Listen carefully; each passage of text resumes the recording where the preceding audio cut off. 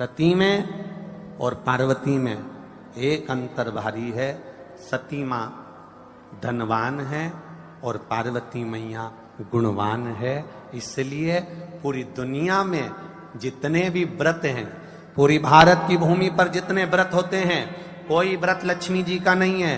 भारत की भूमि पर कोई व्रत सरस्वती मैया का नहीं है। भारत की भूमि पर कोई व्रत इंद्राणी का नहीं है। भारत की भूमि पर कोई व्रत किसी देवी का नहीं है। जितना भारत की भूमि पर एक व्रत भारी है वो है माता पार्वती जी का। तीज का व्रत करोगे तो पार्वती जी का है, चतुर्थी का व्रत करोगे तो पार्वती जी का है, छठ का व्रत करोगे तो पार्वती जी का है। आप जितने व्रत देवी जी का करोगे नवरात्र में तो पार्वती जी का है। भारत की भूमि पर जितने व्रत हुए नारियों के, छोटी तीज, बड़ी तीज, हरतालिका तीज, करवा चौथ, जितने चतुर्थी के व्रत, जितने तीज के व्रत, जितने छठ के व्रत, जितने भारत की भूमि पर हुए, ये सब माता पार्वती जी के हैं। पार्वती के क्यों हैं?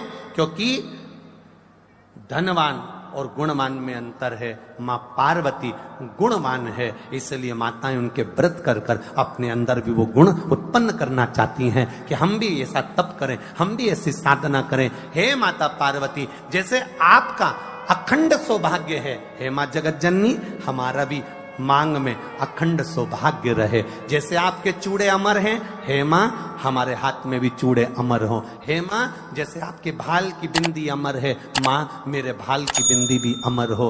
हे मां जैसे आपके नैनों का सुरमा, बालों का गजरा अमर है, हे माता पार्वती हमारे भी नैनों का सुरमा और बालों का गजरा अमर कर देना। बस इतनी सी कृपा नारी माता पार्वती से मांगा करती है, मां पार्वती से चाहती है।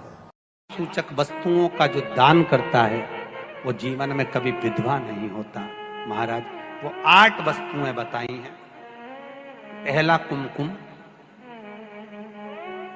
दूसरा पुष्प, चाहे लाल हो, चाहे सफेद हो, चाहे पीला हो, पुष्प कोई भी हो। तीसरे नंबर पर है चंदन। चौथे नंबर पर है तांबुल, 5वें नंबर पर है काजल। छठे नंबर पर है ईख। क्या बोलते हैं यहां पर ईख को? क्या बोलते हैं? गन्ना, ईख। 7वें नंबर पर है लौंग, खाने वाली जो लौंग होती है, लौंग। और 7वें नंबर पर है, 8वें नंबर पर है जीरा। कहते हैं चैत्र महीने की तृतीया तिथि को बिना नमक का भोजन कर कर, सुबह बिना नमक का भोजन करें, एक समय फलाहार करें बिना नमक का, और तुलादान के बराबर एक पलड़े में अपन बैठकर 8 वस्तुएं तुला की रख कर जो दान दे देता है वो नारी कभी विधवा होकर नहीं जाती, 7 जन्म तक अखंड सौभाग्यवती रहती है। अखंड सौभाग्य कार्य करेंगी तो भी सौभाग्य की सामग्री देंगी। सौभाग्य की सामग्री का दान क्यों किया जाता है? सौभाग्य सूचक वस्तुओं का दान क्यों किया जाता है? सौभाग्य की वस्तुएं क्यों प्रदान करी जाती है, क्यों दी जाती है? उसका कारण क्या है?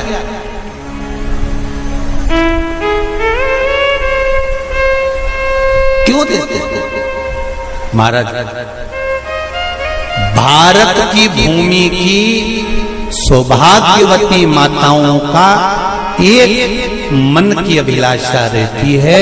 भारत की भूमि की माताओं की एक अभिलाषा रहती है कि जब उसके प्राण छूटे तो अखंड सौभाग्य धारण करके पति के कंधे पर और पुत्र के कंधे पर शमशान पर।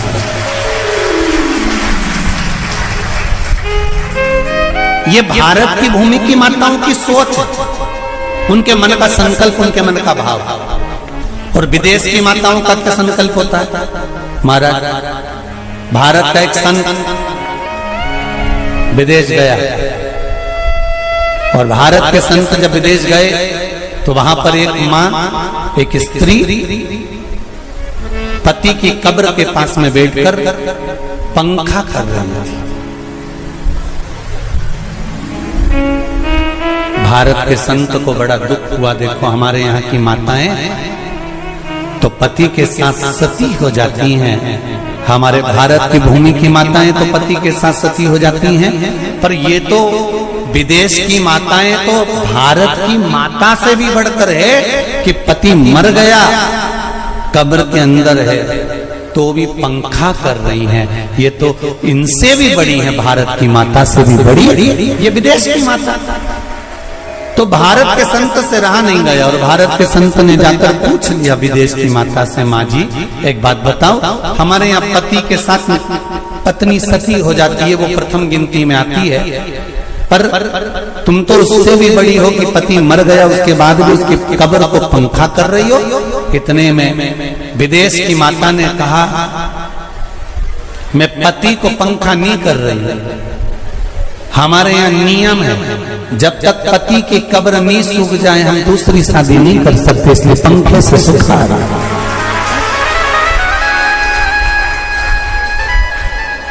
इसलिए पंखे से सुखा रही है। मेरे भारत की माताओं में और विदेश की माताओं में अंतर है साहब। मेरे भारत की माताएं अखंड सौभाग्य की वस्तुएं धारण कर अपने आप को गौरवान्वितता महसूस करती हैं, और विदेश की माताएं ये सब वस्तुएं उतार कर गौरवान्वितता महसूस करती हैं।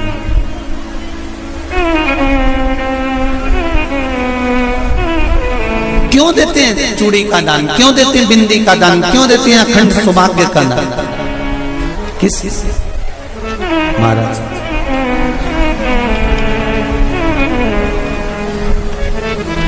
मेरे हाथों में भर भर के चूड़ी रहे, मेरे हाथों में भर भर के चूड़ी, और मैया कोई कामना मेरे मस्तक पे चमकती चूनर रहे, मेरे मस्तक पे चमकती चूनर रहे, और मैया कोई कामना मेरी मांगों में भर भर के सिंदूर रहे, मेरी मांगों में भर भर के सिंदूर रहे, और मैया कोई कामना नहीं मेरे पाँव में बिछुड़ी का जोड़ा रहे। एक बिछुड़ी नहीं, कितनी? 2, 3, 4, 5, एक एक पाँव में जोड़े से बिछुड़ी होना चाहिए, केवल एक नहीं, सिंगल नहीं। वो तो आजकल का फैशन हो गया महाराज, जो केवल एक बिछुड़ी धारण कर लो उसी में फैशन दिखे। श्रावण की शिव महापुराण की कथा कहती है, जब बेटी को विदा करा जाता है और पहली बार बेटी के पांव में जब बिछुड़ी डाली जाती है, तो वो बिछुड़ी भी अलग अलग नहीं होती, उस बिछुड़ी के जोड़ को चेन से एक दूसरे से बंधा हुआ होता। बोला सही है कि गलत? जितने आस्था चैनल पर कथा सुन रहे हैं, जितने फेसबुक पर सुन रहे हैं, यूट्यूब पर सुन रहे हैं, सुन लेना कि मेरे भारत की माताओं का जब पाणी ग्रहण संस्कार किसी बेटी का होता है, उसके पांव में जब पहली बार बिछुड़ा पिनाया जाता है, बिछुड़ी पिनाई जाती है, तो वो बिछुड़ी भी एक दूसरे से बंधी हुई होती है, चेन से बंधी हुई होती है। उसको अलग अलग वाली बिछुड़ी शादी के मंडप में नहीं पहनाई जाती। क्यों? जैसे ये बिछुड़ी एक दूसरे से पांव में बंधी हुई है, तुम्हारी जिंदगी अंतिम श्वास तक ऐसी ही बंधी है, यही वर्णन है। वो तो अब माताओं ने थोड़ा सा फैशन चेंज कर दिया, अब पांव में ज्यादा बिछुड़ी नहीं पहनती, गड़ती है, चुभती है, एक बिछुड़ी धारण है। महाराज पर नहीं,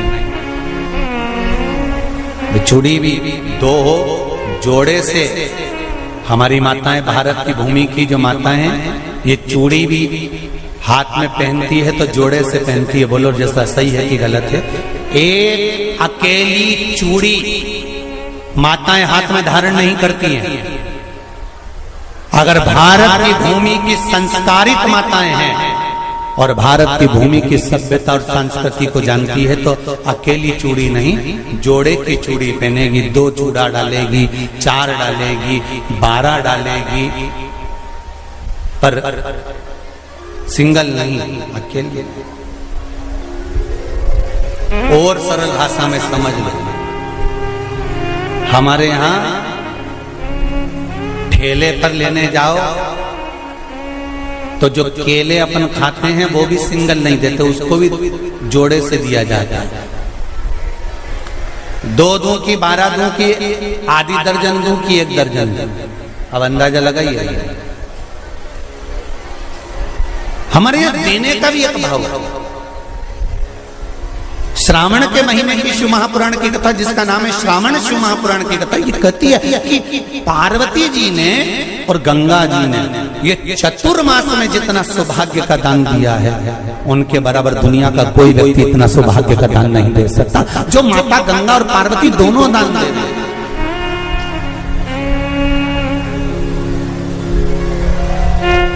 प्रतिदिन दे रहे। और अब तो फैशन आ गया, तुम लोगों जो सौभाग्य का दान देते हो प्लास्टिक की डलिया में देते हो, पर एक एक पुराण को उठा कर देख लेना, एक एक उद्यापन को उठा कर देख लेना। जितनी तुम कथा तुम्हारे घर में छोटी छोटी कथाओं की पोथियां पढ़ी हो, उनको उठा कर देख लेना। उसमें नहीं लिखा कि प्लास्टिक की डलिया में सौभाग्य की वस्तु का दान दिया जाता है। उसमें लिखा है बांस की पिटारी में, बांस की डलिया में सौभाग्य की वस्तुओं का दान दिया जाए। क्यों? क्योंकि बांस वंश की वृद्धि करता है, बांस सौभाग्य की वृद्धि करता है, और बांस अखंड सौभाग्य। जैसे बांस का पौधा बढ़ते चले जाता है, बढ़ते चले जाता है, उसी तरह बांस की डलिया में जब दान दिया जाता है, बांस की टोकनी में जब दान दिया जाता है, तो ये भाव रखा जाता है कि तुम्हारा सौभाग्य ऐसे ही बढ़ता रहे। पर अब थोड़ा सा फैशन चेंज हो गया तो प्लास्टिक की डलिया, पर प्लास्टिक की नहीं,